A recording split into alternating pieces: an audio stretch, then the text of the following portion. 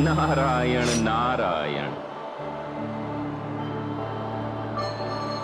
माते, अपने पुत्र को दर्शन दीजिए।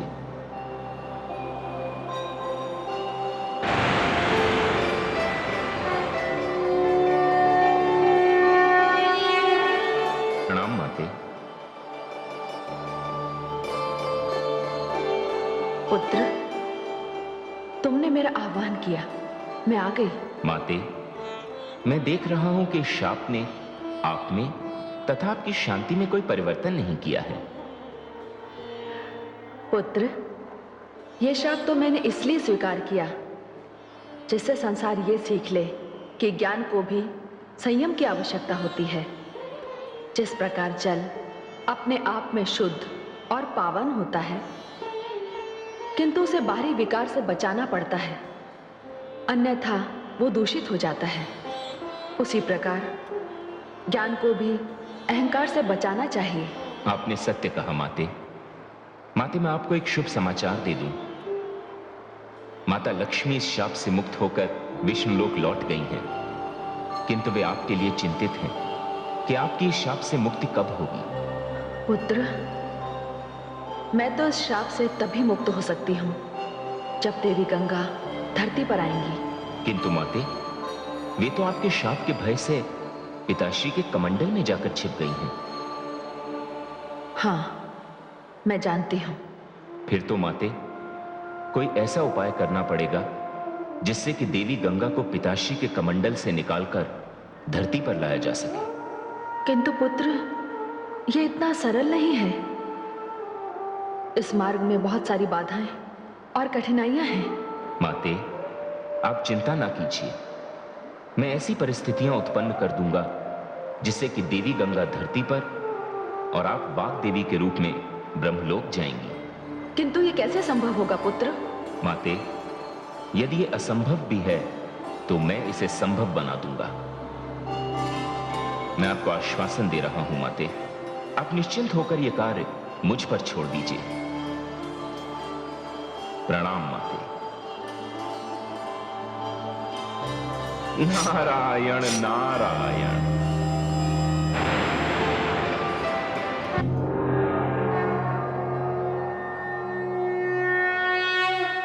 हे आदिशक्ति, हे देवी भुवनेश्वरी, क्या यह सत्य है कि देवी गंगा के पृथ्वी पर जाते ही मेरी शक्ति देवी सरस्वती को ब्रह्मलोक में ब्रह्मणी के रूप में आने की सुविधा प्राप्त हो जाएगी? हाँ महादेवी, ये सत्य है। और इसके लिए सरस्वती पुत्र देवर्षि नारद प्रयास करने निकल पड़े हैं। किंतु हे आदिशक्ति, देवर्षि नारद क्या प्रयास करेंगे? वही प्रयास जिससे उनकी माता देवी सरस्वती उस शाप से मुक्त होकर ब्रह्मलोक पहुंच जाए। किंतु इसके लिए तो देवी गंगा को ब्रह्मा जी के कमंडल से धरती पर लाना होगा। क्या नारद जी इसे संभव बना पाएंगे? हे महादेवी, देवर्षि नारद ने न्याय, धर्म और नीति की रक्षा के लिए जीवन समर्पित कर दिया। वे क्या करेंगे मैं आपको नहीं बताऊंगी। आप स्वयं देखिए कि नारद कहां-कहां जाते हैं और क्या-क्या करते हैं। हे महाशक्ति, आपकी लीला न्यारी है।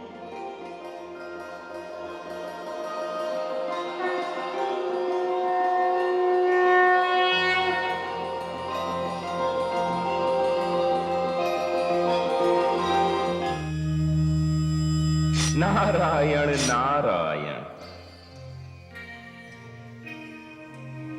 प्रणाम पिताश्री। आयुष्मान भव, कीर्तिवान भव। आओ पुत्र। पिताश्री, मैं अभी माताश्री से मिलकर आ रहा हूं और उन्हें उनके ब्रह्मलोक लौटने का आश्वासन भी देकर आ रहा हूं। अर्थात पिताश्री, माताश्री ने मुझे बताया कि उन्हें उनके शाप से मुक्त होने और ब्रह्मलोक में आगमन के लिए देवी गंगा को धरती पर जाना होगा। पिताश्री, आप देवी गंगा को अपने कमंडल से मुक्त कर दीजिए। ये तुम क्या कह रहे हो पुत्र? मैं सत्य कह रहा हूं पिताश्री। माताश्री की मुक्ति के लिए बस एक ही उपाय है कि देवी गंगा को धरती पर जाना पड़ेगा। नहीं पुत्र, देवी गंगा धरती पर नहीं जाएंगी, वे मेरे कमंडल में ही रहेंगी। क्यों? क्यों पिताश्री? क्योंकि वो मेरे आश्रम में हैं। मैंने उन्हें स्वयं आश्रय जो दिया है। और पिताश्री, मैंने भी अपनी माताश्री को ब्रह्मलोक वापस लाने का आश्वासन दिया है। किस अधिकार से आश्वासन दिया तुमने? एक पुत्र होने के नाते और आपको भी एक पिता होने के नाते मेरे आश्वासन की लाज रखनी होगी। और देवी गंगा को दिया हुआ मेरा वचन? नहीं पुत्र, यह संभव है। मैं अपने वचन को नहीं तोड़ सकता। मैं विवश हूं। पिताश्री, आपको माताश्री की मुक्ति के लिए इस वचन को तोड़ना ही पड़ेगा। पुत्र नारद, तुम अपनी मर्यादा को भूल रहे हो। मैंने अपने कार्यक्षेत्र में हस्तक्षेप करने का अधिकार किसी को भी नहीं दिया, अपने पुत्र को भी नहीं। इससे पहले कि मेरा क्रोध शाप में बदल जाए, चले जाओ यहां से।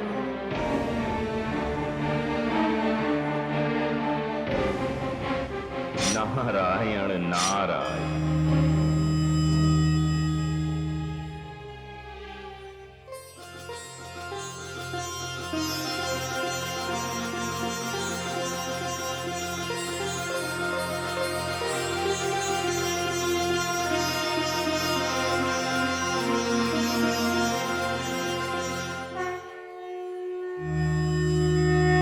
नारायण नारायण। प्रणाम प्रभु। आइए देवर्षि, क्या समाचार लाए हैं? प्रभु, ये समस्या तो और भी गंभीर हो चली है। समस्या गंभीर होती जा रही है? वो कैसे? प्रभु, मेरी माताश्री की मुक्ति तो तभी संभव है जब देवी गंगा पिताश्री के कमंडल से मुक्त होकर धरती पर आ जाए। और पिताश्री देवी गंगा को अपने कमंडल से मुक्त नहीं करना चाहते। वे कहते हैं कि उन्होंने देवी गंगा को आश्रय दिया है और वे अपना वचन नहीं तोड़ सकते। तो अब क्या होगा देवर्षि? प्रभु, आप मुझे कोई ऐसा मार्ग बताइए जिससे देवी गंगा को धरती पर लाया जा सके। देवर्षि, ये कार्य इतना सरल नहीं है। कदाचित आप देवी गंगा का स्वभाव नहीं जानते। यदि वो बिना आधार के धरती पर आ गई तो उनकी वेगवती धारा धरती के उस भाग को लेकर रसातल में पहुंचा देगी और ये बड़ा ही विनाशकारी होगा। तो मैं क्या करूं प्रभु? क्या मेरी माता को इस शाप से कभी मुक्ति नहीं मिलेगी? मेरा मार्गदर्शन कीजिए प्रभु। देवर्षि, मैं आपका मार्गदर्शन तो नहीं कर सकता। हां, केवल इतना कह सकता हूं कि इस समस्या का समाधान कहीं ना कहीं धरती से ही जुड़ा हुआ है। धरती से? हां, धरती पर एक राजा है जो महाराज सगर के नाम से विख्यात है। उनके 60,000 पुत्र हैं जिनकी आयु बहुत कम है। उनके भाग्य में अकाल मृत्यु लिखी हुई है। प्रभु, आपने तो निराशा के अंधकार में आशा की किरण जगा दी। मुझे आज्ञा दे प्रभु। महाराज सगर। नारायण नारायण।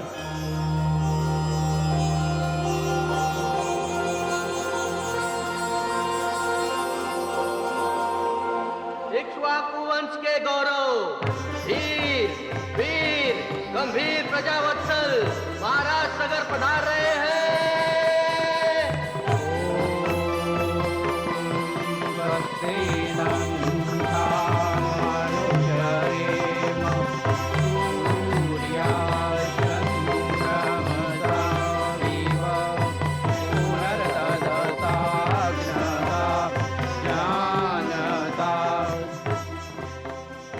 राजन, कल्याण वस्तु।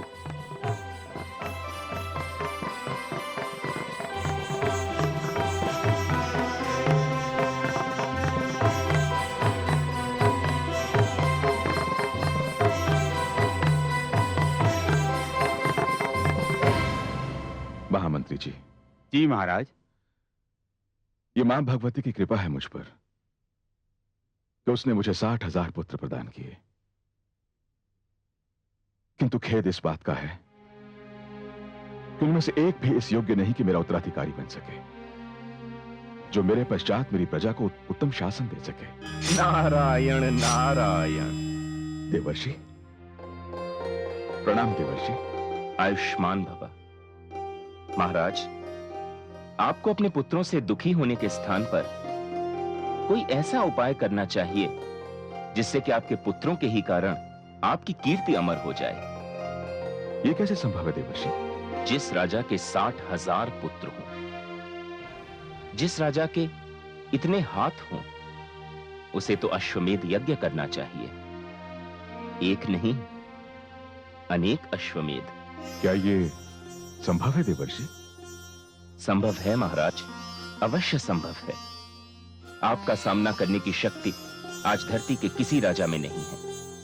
महाराज, आपके यज्ञ के अश्व को कौन रोक पाएगा?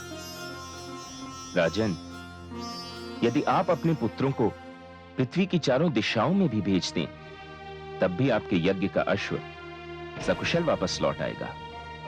देवर्षि, कृपया मुझे यह बताएं कि मेरे आतताई और उत्पाती कुपुत्र इस यज्ञ में उचित आचरण निभाएंगे? क्या यह यज्ञ संपन्न हो पाएगा देवर्षि? अवश्य संपन्न होगा महाराज। तब तो मैं यह यज्ञ अवश्य करूंगा, अवश्य करूंगा। धन्यवाद देवर्षि। आयुष्मान भव। नारायण नारायण।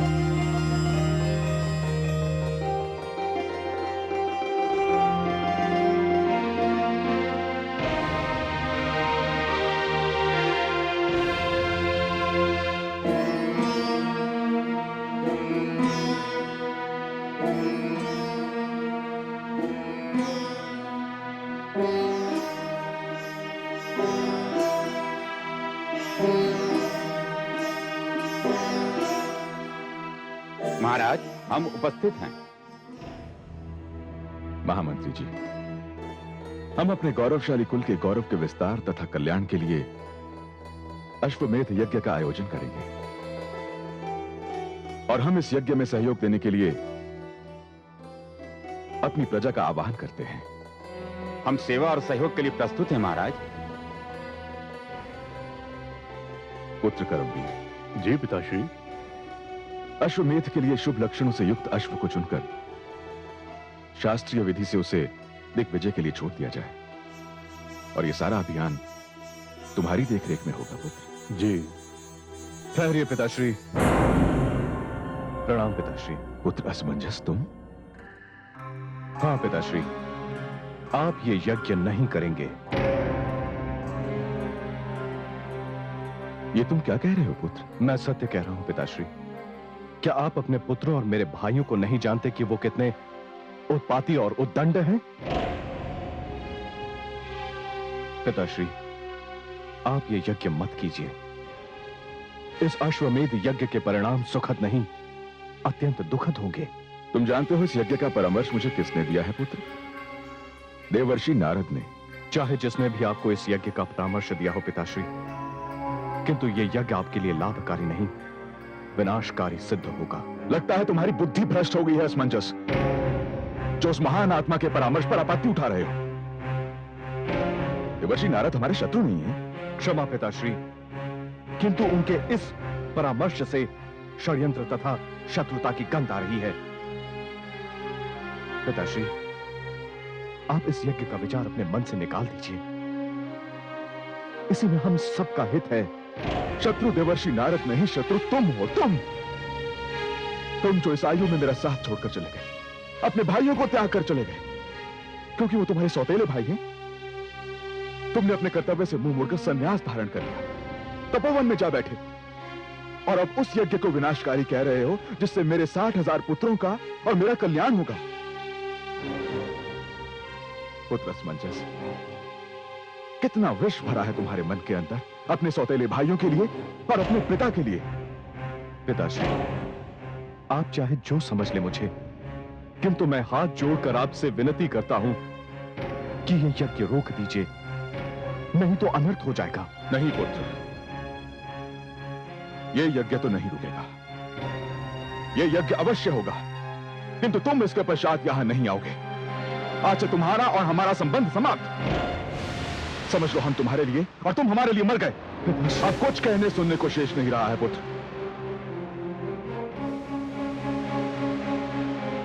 पुत्र कर्मवीर, जी पिताश्री। जाओ, जाकर यज्ञ का आयोजन करो।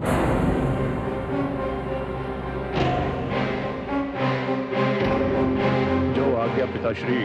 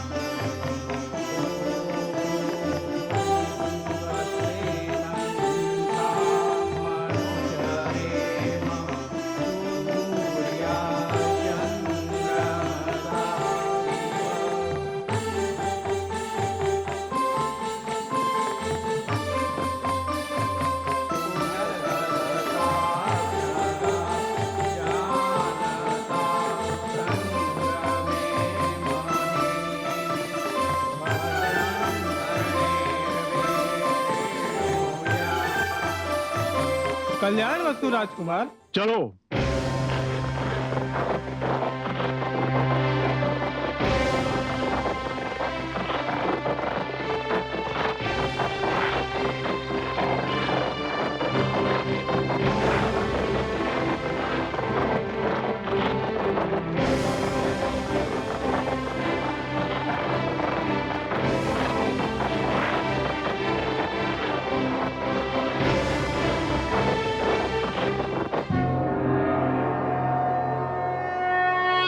हे देवी भुवनेश्वरी, देवर्षि नारद ये कौन सा खेल खेल रहे हैं? राजा सगर से अश्वमेध करवाने के पीछे उनका क्या उद्देश्य है? वे ऐसे तो नहीं है कि व्यर्थ में किसी को कष्ट दें? आप क्या सोचती हैं? ये यज्ञ पूर्ण होगा? हाँ महादेवी, ये यज्ञ अवश्य पूर्ण होगा और महाराज सगर को अश्वमेध यज्ञ का फल भी मिलेगा। शेष तो आप देखती जाइए।